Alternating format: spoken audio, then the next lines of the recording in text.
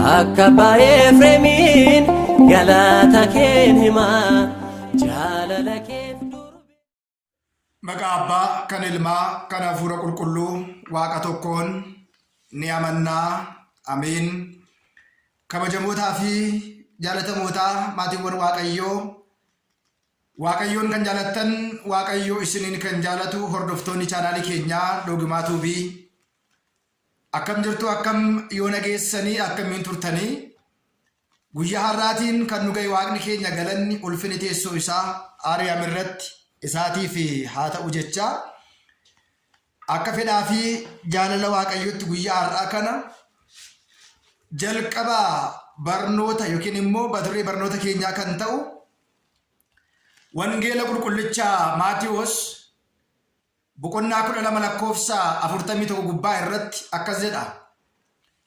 Warreen hamoota hammeenya isaaniitiin waan hamaatiin isaan balleessaa jedha. Egaa guyyaa har'aa kana mata-duree barnoota kanaa maaliifan taasifadhe? Addunyaan biyyi amma keessa jiraachaa jirru kun biyya wanti gaarii keetti hin raawwatamne, biyya waan gaarii keetti hin dhaga'amne. Addunyaan garamitti deemaa jirti? Imalli addunyaa kanaa maal fakkaachaa jira? Namni gara Waaqayyootti dhiyaachuurra Waaqayyoo irraa fagaachuu, hojii gaarii hojjechuurra hojii hamaa raawwachuu, hojii miidhagaa hojjechuurra hojii fokkisaa hojjechuu baay'isaatii jira jechaadha. Kanaaf xumurri jallootaa, xumurri warra hamaa raawwatanii, xumurri wanta hamaa yaadanii dhumni isaanii badiinsa ta'a jechaadha. Kaayyoon sagalee kanaa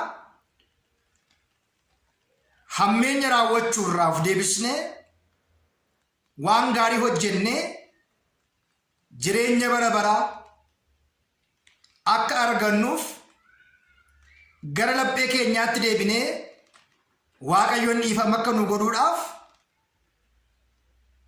yaada yookiin immoo sagalee yaadamedha. Egaa qulqullichi Maatiyoos, Wangeela Maatiyoos boqonnaa 12:41 gubbaa irratti warra hamoota hammeenyaatiin isaan balleessaa jedha. Baduu jalaatii Waaqayyoon nu haa oolchu.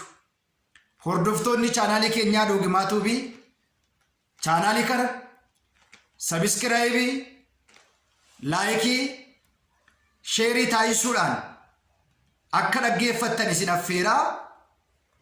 Bu'aa hammeenyaa fi bu'aan gaarummaa, bu'aan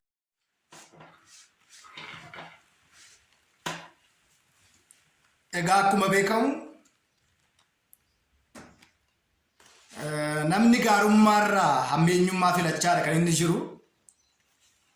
Kabaja Waaqayyoon namaa kenna dhiisanii kabaja biraa yookiin immoo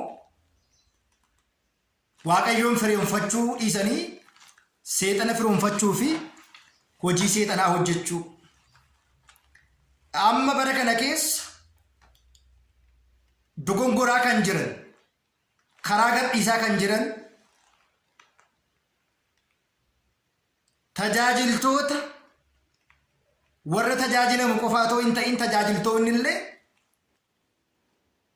rakkoon taane keessa gadaa jiru. Akka suura kanarraati ilaaltanitti tajaajilaa yookiin immoo paastira ta'e yoo jiru saalasaa gara dhalaatti kan jijjiirrate, ulfina Waaqayyoon isaaf kenne kan barbaadu dhiise.